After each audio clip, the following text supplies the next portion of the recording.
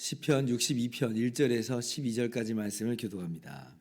나의 영혼이 잠잠히 하나님만 바라며 나의 구원이 그에게서 나오는도다. 오직 그만이 나의 반석이시요 나의 구원이시요 나의 요새이시니 내가 크게 흔들리지 아니하리로다. 넘어지는 담과 흔들리는 울타리같이 사람을 죽이려고 너희가 일제히 공격하기를 언제까지 하려느냐. 그들이 그를 그의 높은 자리에서 떨어뜨리기만 꾀하고 거짓을 즐겨하니 입으로는 축복이요 속으로는 저주로다. 셀라. 나의 영혼아 잠잠히 하나님만 바라라. 무릇 나의 소망이 그로부터 나오는도다. 오직 그만이 나의 반석이시요 나의 구원이시요 나의 요새이시니 내가 흔들리지 아니하리로다.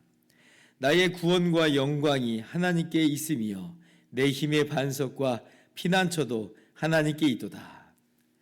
백성들아 시시로 그를 의지하고 그의 앞에 마음을 토하라. 하나님은 우리의 피난처시로다. 셀라.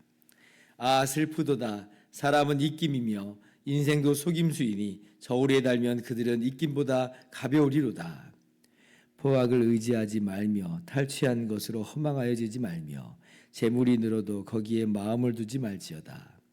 하나님이 한두 번 하신 말씀을 내가 들었나니 권능은 하나님께 속하였다 하셨도다.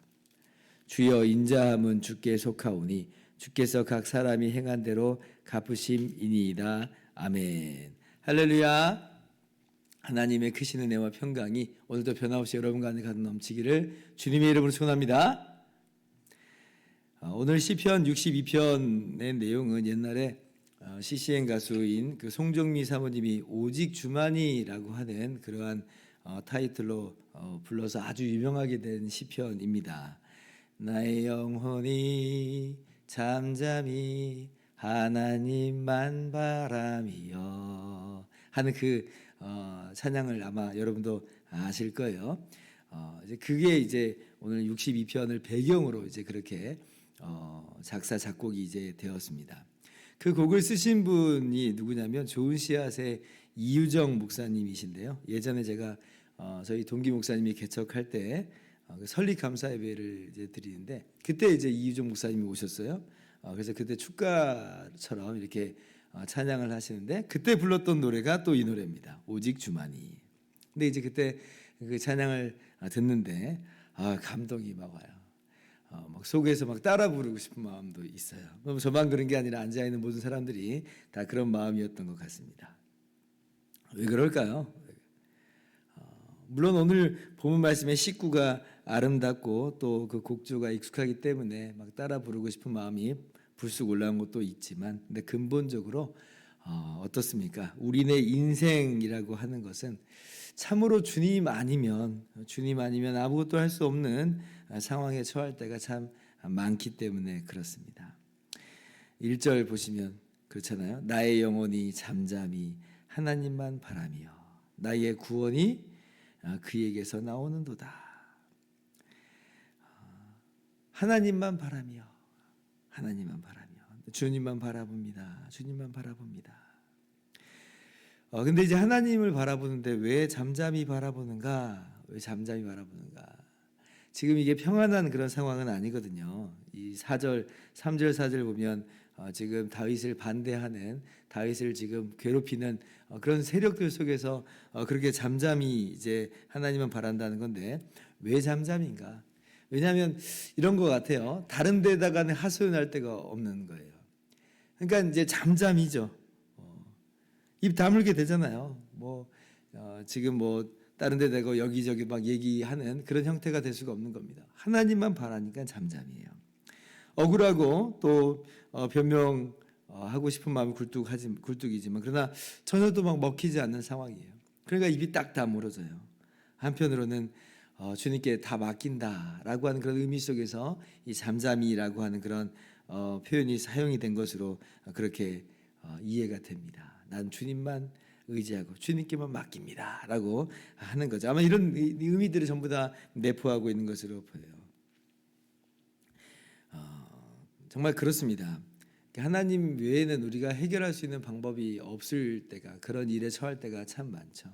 너무 답답하고 정말 사방이 꽉 막힌 것 같고 내 안에가 꽉 응어리가 젖은 것 같고 이제 그런 경우예요. 근데 이제 다른 사람들에게 정말 우리의 어려움과 아픔을 하소연할 수 있죠. 또 하나님께서 그러라고 또 교회라고 하는 공동체를 또 세워준 것도 있어요. 그런데 사람들에게 이야기하는 것으로는 이게 근본적으로는 해결이 안 되는 것 같아요. 잠깐 우리 마음 가운데 마치 영양주스에 맞는 것 같은 그런 반짝하는 그런 건 있지만 뒤돌아서면 다시 마음이 너무나 어지러워지고 힘들고 이제 그럴 때가 있습니다. 궁극적 위로는 되지 못한다는 거죠. 그럴 때 우리는 오늘 말씀을 통해서 누구를 정말 바라보고 누구에게 나아가야 되는가 할 때 하나님만이 유일한 우리의 반석이시고 피난처가 되신다는 거예요.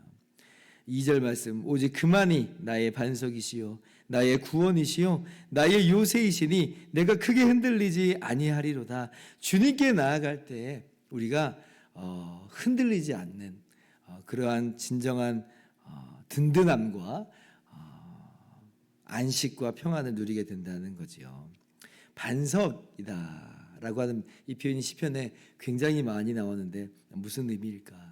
이제 흔들리지 않는다라고 하는 거하고 이제 연결지으면 아마 지진 같은 걸 생각해 볼 수가 있겠죠. 지진이 일어나면 막 땅이 막 쫙 갈라지고 흙이 막 우수수 떨어지고 이제 그런 일들이 있잖아요.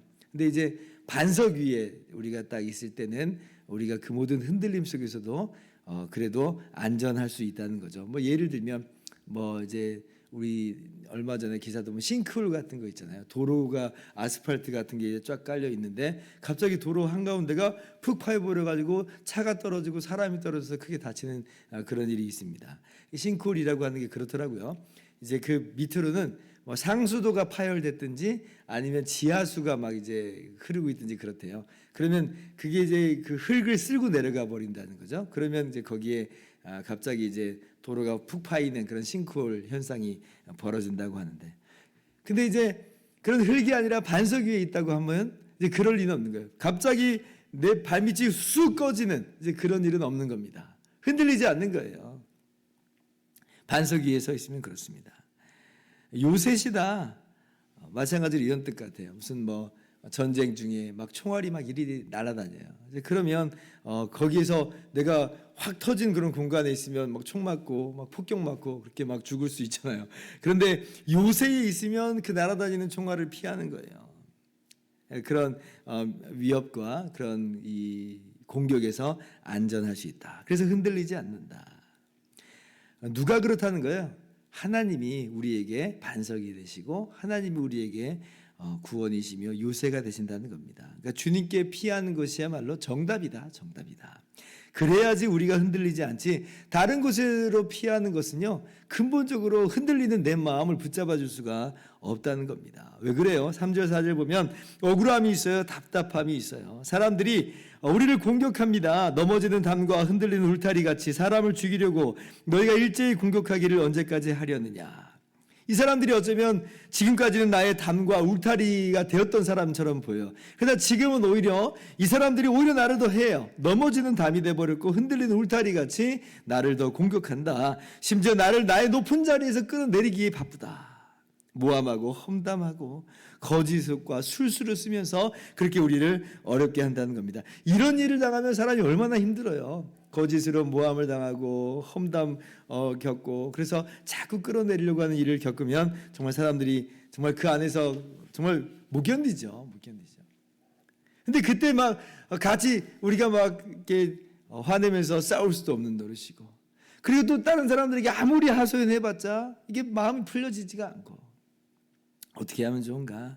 하나님만을 의지하는 것입니다. 하나님만을 바라는 거예요. 5절 말씀, 나의 영혼아 잠잠히 하나님만 바라라. 무릇 나의 소망이 그로부터 나오는도다. 이제는 다윗이 뭐라고 이제 해요? 전에는 1절 보면 나의 영혼이 잠잠히 하나님만 바라미여 라고 그랬는데 지금은 나의 영혼아 잠잠히 하나님만 바라라. 그러니까 자기의 영혼에 대해서 지금 명령을 하고 있어요. 흔들리는 마음, 낙심되는 마음, 막 원망 섞인 그런 마음들을 향해서 정신 차려라, 정신 차려라. 하나님만 바라라, 하나님만 바라라. 지금 자기의 영혼에 대고 외치고 있죠. 어쩌면 이 마음 가운데 막 그러고 싶은 거예요. 막 흔들리는 마음이 있고 낙심되는 마음이 있고 막 싸우고 싶은 마음이 있고 원망이 불평이 막 터져 나오는 마음이 있고. 근데 정신을 다시 차려서 마음을 부여잡고 하나님만 바라기를 이렇게 권면하고 있는 것입니다. 스스로에게 이야기하는 거죠. 오죽하면 그러겠어요. 자, 그런데 그렇게 이제 오늘 시편이 맞춰지지가 않고 8절에 보면 이제 다윗이 우리들에게 이야기하는 내용이 나옵니다. 백성들아 시시로 그를 의지하고 그의 앞에 마음을 두어라. 하나님은 우리의 피난처시로다. 내가 지금 이러고 있거든. 그러면서 너희도 그래라. 너희도 그래라. 하나님만 바라라. 답답한 거 있느냐? 하나님께 토해놓으라.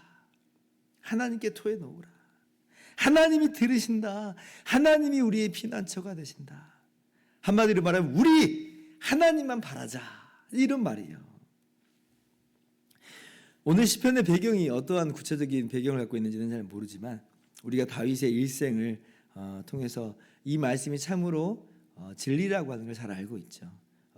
다윗의 일생이 많은 우여곡절들이 있잖아요. 사울에 의해 죽임을 당할 그런 번도 있었고 또 여러 전쟁을 엄청 많이 수행도 했고 그리고 나중에는 아들인 압살롬이 반란을 일으키기도 했고 그러나 그 모든 것을 넘어가게 하시고 극복하게 하시는 피난처 되시는 하나님을 우리는 말씀 속에서 보고 있습니다. 그러므로 이것이 진리인 거예요. 오늘 다윗이 11절 이하를 보면 내가 하나님께서 하신 말씀을 들었다. 계시를 우리에게 하나님의 계시의 말씀을 전해줍니다. 두 가지를 이야기해요. 11절 하반절. 첫 번째는 뭐냐? 권능은 하나님께 속하였다. 두 번째 뭐냐? 인자함도 주께 속하였다. 12절 그죠? 인자함도 주께 속했다. 다윗이 경험한 바입니다. 다윗이 들은 바예요. 실제로 다윗이 골리앗과 싸울 때 도저히 이길 수 없는 그런 싸움에서 그러나 하나님을 바라보면서 나아갈 때 골리앗을 무찌르고 승리할 수 있었죠. 권능이 하나님께 속했다. 그러니까 하나님을 의지하는 게 정말 지혜인 것이에요. 근데 더 놀라운 건 권능만 하나님께 속하면 이게 정말 우리에게 정말 반석이 되고 요새가 된다는 장담이 될 수 없어요. 왜냐하면 그 하나님이 우리를 대적하시면 사실 우리가 끝장나는 거잖아요. 근데 두 번째 진리의 계시의 말씀 뭐예요? 인자함도 주께 속했다. 하나님은 우리에게 인자하신 분이다라고 하는 거예요. 하나님의 그 공의로우신 진노는 그렇죠? 예수 그리스도께 쏟아졌어요. 우리가 죄인이라서 하나님 앞에 설 수 없는 자들인데 사실. 근데 하나님께서 당신의 아들이신 예수님께 우리의 그 죄값을 치르게 하시고 예수 그리스도 안에서는 우리에게 자비로 나타나신다. 우리가 수요 저녁 기도회 때 그렇게 함께 나눴잖아요. 인자하심이 주께 속했다. 그러니까 하나님이 우리의 반석이시고 구원이시고 소망이시고 요새가 되시는 거죠. 여러분 이게 우리의 힘입니다. 권능이 하나님께 속했고 인자함도 하나님께 속했다.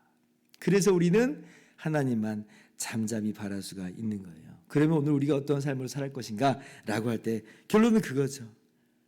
나의 영혼아 잠잠히 하나님만 바라라. 하나님께 답답한 마음이 있으면 토해 놓으면서 아뢰라, 기도하라, 의지하라. 하나님께서 들으시고 우리의 피난처가 되시니 오늘 그렇게 정말 주님만을 바라보면서 나가는 저와 여러분들 되기를 주님의 이름으로 축원합니다. 기도하겠습니다.